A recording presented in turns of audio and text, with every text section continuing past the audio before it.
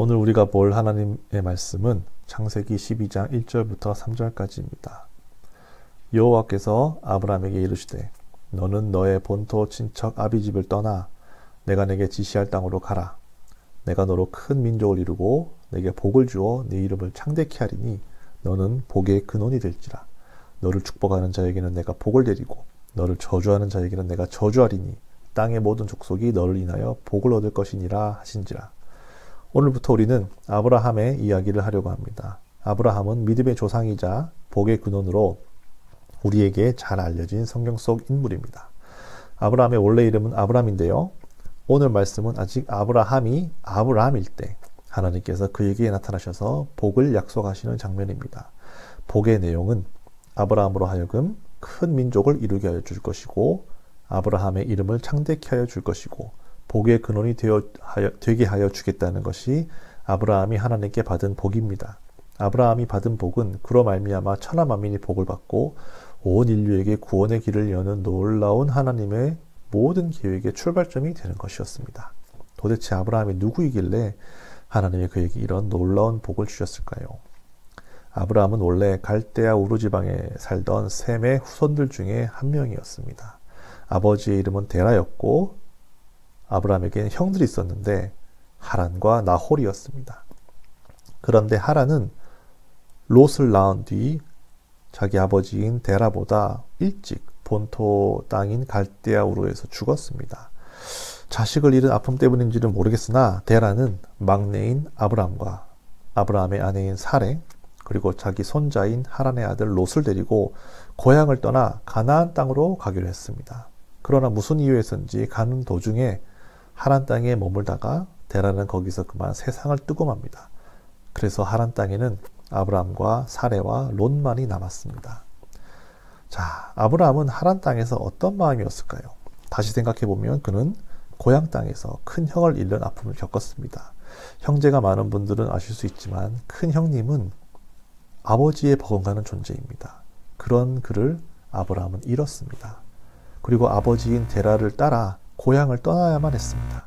그러면서 믿고 의지했던 친척들과도 또 사랑했던 친구들과도 헤어져야만 했습니다. 그리고 낯선 이방 지역인 하란 땅에 왔다가 거기서 아버지마저 떠나보내야 했습니다.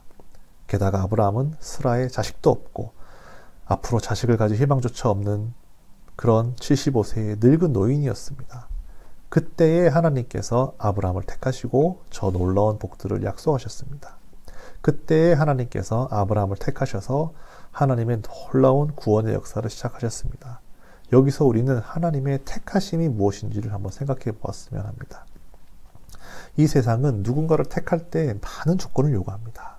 회사에서 사람을 뽑을 때도 학교에서 학생을 뽑을 때도 좋은 회사일수록 좋은 학교일수록 많은 것들을 요구합니다.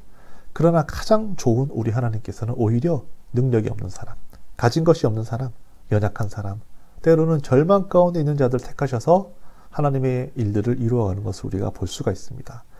애굽의 노예로 팔린 요셉을 애굽의 총리로 세우시는 분이 하나님이시고 나일강에 버려진 한 아기를 온 이스라엘의 구원자로 세우시는 분도 하나님이시고 한낱 어린 목동인 다윗을 택하셔서 온 이스라엘의 주권자가 되게 하시는 분이 바로 우리 하나님이십니다.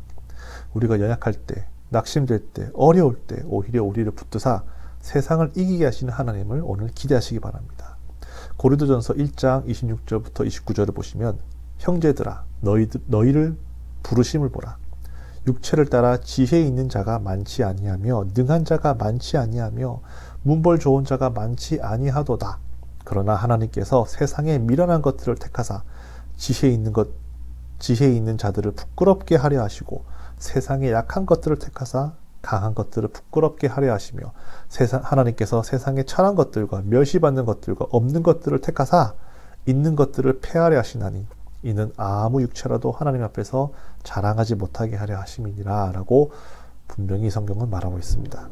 내가 가장 없을 때, 내가 가장 연약할 때, 내가 가장 겸손할 때, 내가 가장 괴롭고 힘들 때 그것이 세상적으로 볼 때는 하나도 부러울 것이 없는 비참한 현실 같다고 생각할 수 있지만 오히려 그때가 이 세상에서 가장 하나님과 가까이 있을 때고 하나님의 부르심을 받을 가장 좋은 때이며 하나님의 도우심과 인도하심을 경험할 가장 좋은 때일 수 있음을 잊지 마시기 바랍니다.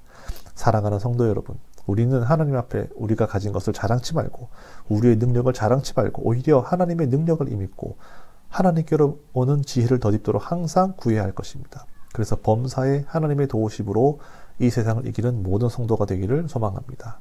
기도하겠습니다. 사랑과 은혜가 충만하신 하나님 아버지, 항상 저희와 함께 해주시고 도와주시며 인도해 주심에 감사를 드립니다. 항상 겸손한 마음으로 주님의 이름을 높이며 나의 나 된 것은 다 하나님의 은혜임을 항상 찬송하는 우리 모두가 되게 하여 주세요. 감사드리며 예수님의 이름으로 기도했습니다. 아멘.